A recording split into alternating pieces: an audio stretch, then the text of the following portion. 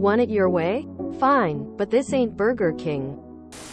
When I was in the Marines, 19,831,987. My primary MOS, military job for those who don't speak Marine, was field wireman. My job was to set up telephone and communication systems, primarily when out in the field. This included setting up switchboards, telephone networks, wiring into other communication systems, and the like.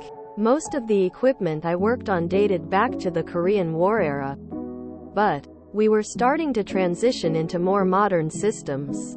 One piece of equipment was a digital programmable switchboard that could be used with every other piece of comm equipment we had, all the way from hand-crank telephones to multi-channel radios.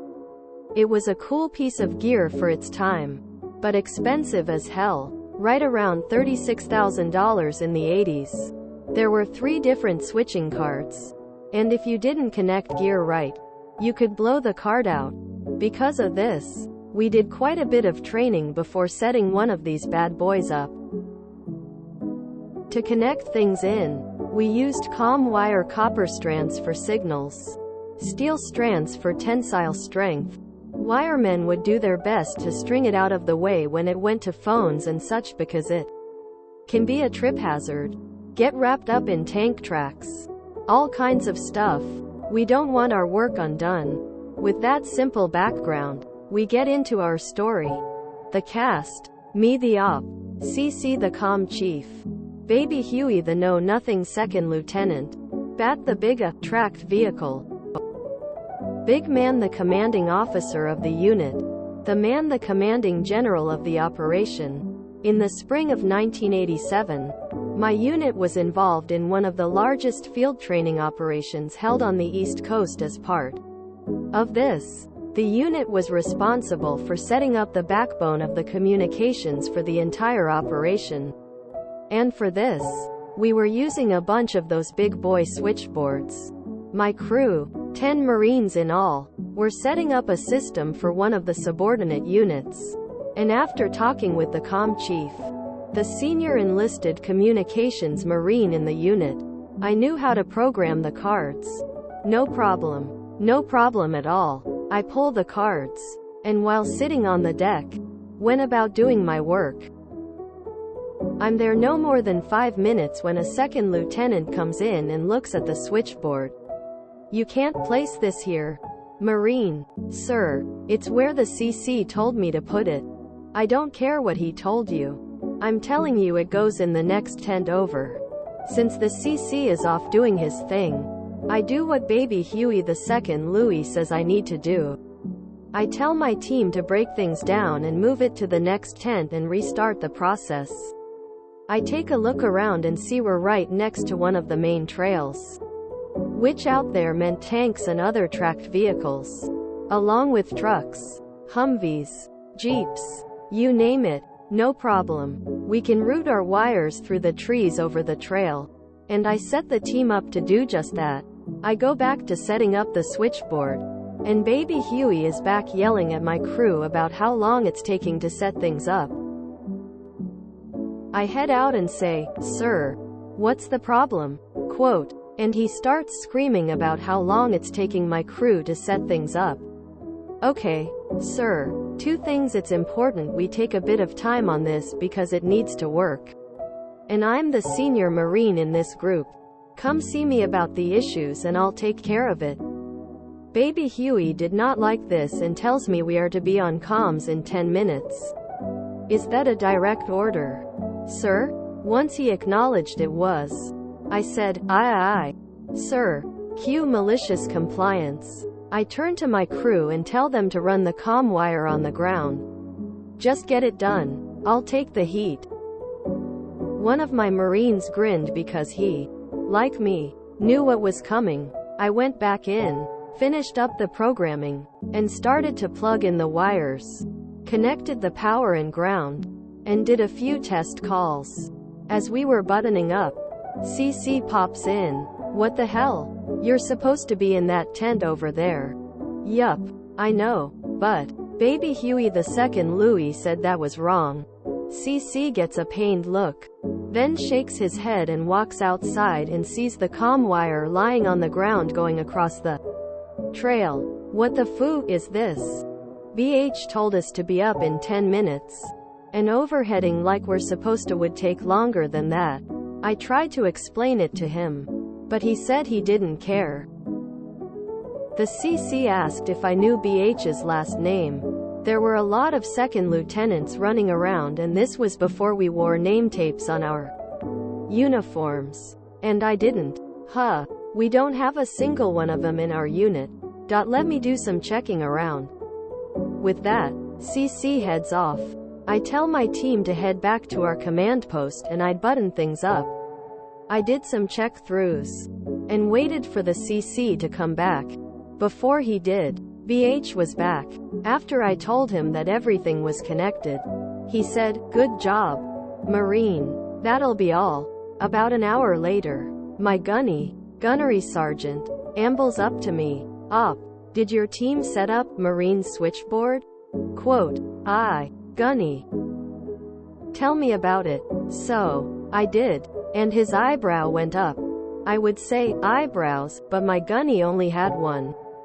He laughs and says, "Alright, get your team and come with me. Oh, and have them grab another switchboard and power supply." I look at him and he holds up his hand to stop me. You'll see. We toss the gear into a Humvee and head over to Marines.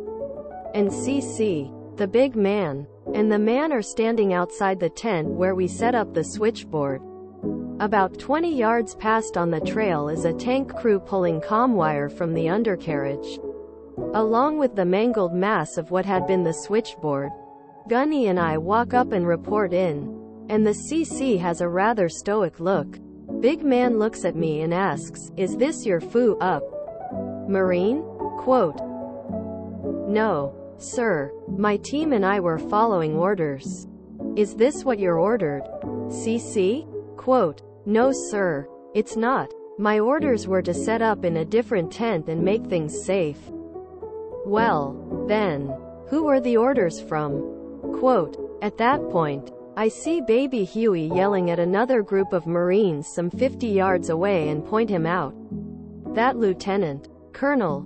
This makes the man suddenly look like he's pissing a peach pit. And after taking a moment to calm himself, he says, 'Got this in hand, CC?' Quote, "Yes, General." After a few nods, BM and TM start off. But before TM steps off, he looks at me. "Son, I know you were doing as you were ordered, but I figured a corporal of Marines could set a boot lieutenant straight." "Aye, sir, that's true. If the boot Louis doesn't believe he knows everything." I found out later that Baby Huey had been on TM's radar for a bit. I also found out that he didn't have any responsibility for comms at all. He was in logistics and felt his job was to make sure the site was set up to his specs. I'm just happy I didn't have to write up the damage report. As a note, if we had set up where we were supposed to originally, it would have made it easier to overhead the comm wire. There were base telephone poles there.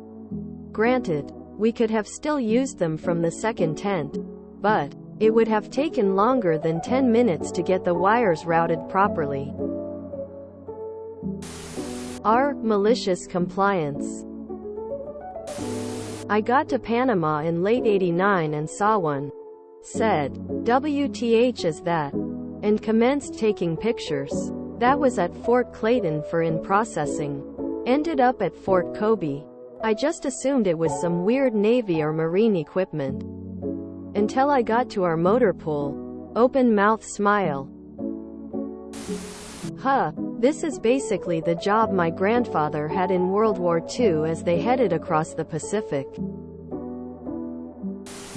I ran wire, MOS, 36K, in an Army infantry company, 82nd Airborne. During the same period, can confirm, most of our equipment was Korean, Vietnam-era tech.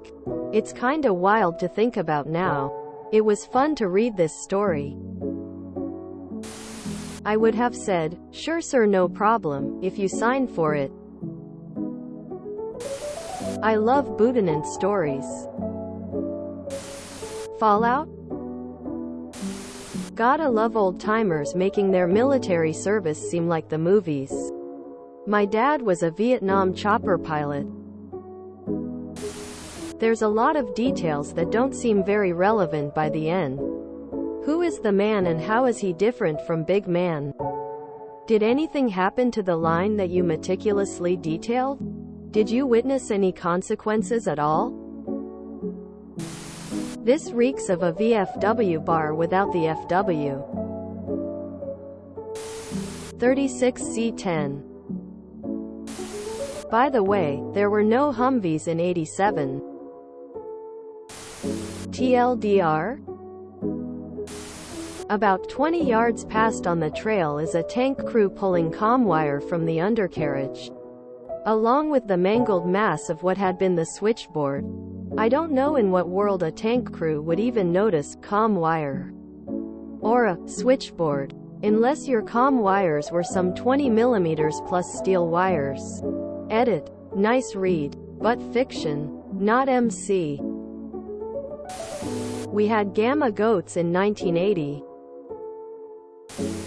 First love a Marine who follows orders. Tears of joy. When I was in the Marines, 1983, 1987. Insert Mark-I plier here. Didn't or don't Marines have a rule that you can only take orders from people directly in your chain of command? Also, a rule that you can request every order in writing if you ask? It can save your ace sometimes. If you enjoyed this video, please check out our playlists full of similar content. Epic Heracast is like doom scrolling for your ears. Please like, share, and subscribe.